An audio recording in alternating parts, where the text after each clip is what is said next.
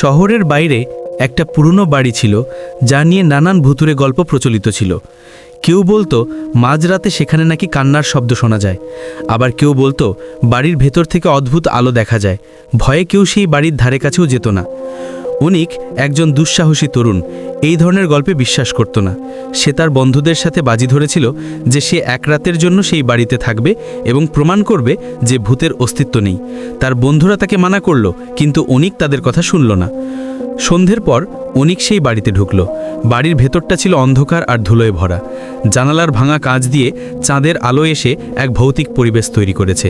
অনিক প্রথমে হেসে উঠল, কই, কোনো ভূত তো নেই। সে একটা মোমবাতি জ্বালিয়ে ঘরের ভেতর হাঁটতে শুরু করলো। হঠাৎ সে একটা ঠান্ডা বাতাস অনুভব করল। যদিও সব জানালা বন্ধ ছিল, তার হাতের মোমবাতিটা নিভে গেল। অনিক একটু ভয় পেল, কিন্তু নিজেকে সামলে নিল। সে মোবাইলের টর্চ জ্বালালো। টর্চের আলো এসে দেখল দেয়ালের পুরনো রং খসে পড়ছে আর মেঝেতে পায়ের ছাপের মতো কিছু দাগ। অনিক অবাক হয়ে দেখল পায়ের ছাপগুলো তার দিকেই আসছে। সে দ্রুত পেছন ফিরল, কিন্তু কিছু দেখতে পেল না। হঠাৎ সে শুনতে পেল কেউ যেন তার নাম ধরে ডাকছে, অনিক, অনিক। কণ্ঠটা খুব দুর্বল, যেন অনেক দূর থেকে আসছে। অনিক ভয়ে চিৎকার করে উঠল, কিন্তু তার আওয়াজ ঘরের ভেতরেই মিলিয়ে গেল। সে দ্রুত দরজার দিকে দৌড়ালো, কিন্তু দেখল দরজাটি ভেতর থেকে বন্ধ। এরপর অনিকের মনে হলো কেউ যেন তার কাঁধে হাত রেখেছে। সে কেঁপে উঠল, তার শরীর যেন জমে গেল। সে চোখ বন্ধ করে নিজেকে শান্ত করার চেষ্টা করল।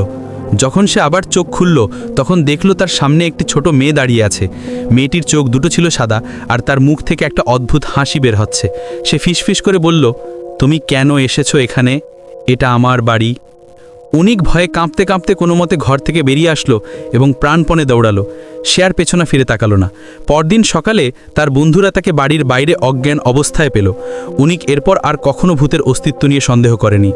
গল্পের শিক্ষা: কিছু রহস্যময় জিনিসকে চ্যালেঞ্জ করা উচিত নয়।